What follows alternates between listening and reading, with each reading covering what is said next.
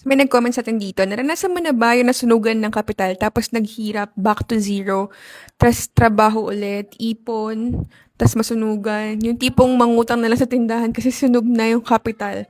Tapos, I can't remember exactly kung meron na akong situation na umabot sa ganito. Kasi kung meron man nangyari sa akin yung ganito, it's not because of trading. It's because na-scam ako. Naloko ako ng kasosyo ko sa negosyo. But it's not about trading. Alam mo kasi when I entered trading, I was financially stable already.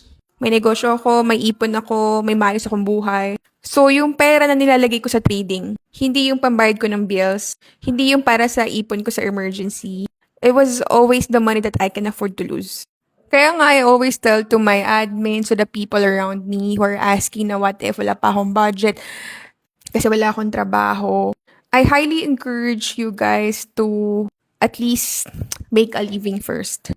Kasi I highly doubt that you can make a lot of money here in trading if you don't have money. Here in trading, unfortunately, it takes money to make money. But I'm not saying na hindi ka pwedeng magsimula sa small capital. You can.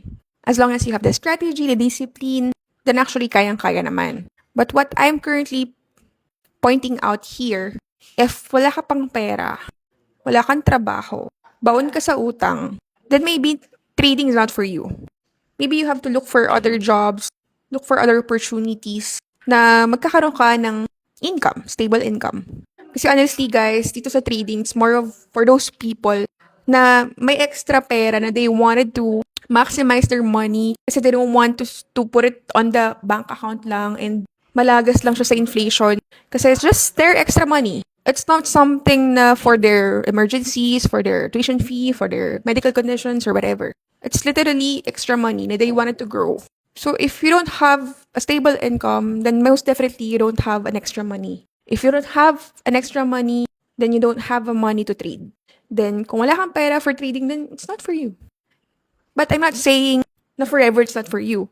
You'll never know one day, may dumating sa'yo opportunity, mama ka bigla, magkaroon ka ng extra money na afford mo nang mawala in exchange of possible bigger income. Then why not, diba? So in my case, when I started trading kasi I have a stable job already. I was a bank manager already. I was already earning quite big enough for myself. And wala akong family, wala pa akong anak, wala pa akong asawa nun. So, lahat ng pera ko napupunta lang sa akin. Wala pa akong masyadong mga emergencies or whatever. So, if you're in a situation na gusto mo talaga mag-trade, wala nang problema, pwede ka mag-demo trade na muna. Pwede ka mag-aral ng mga libre sa YouTube. Meron din ako mga free webinars daily.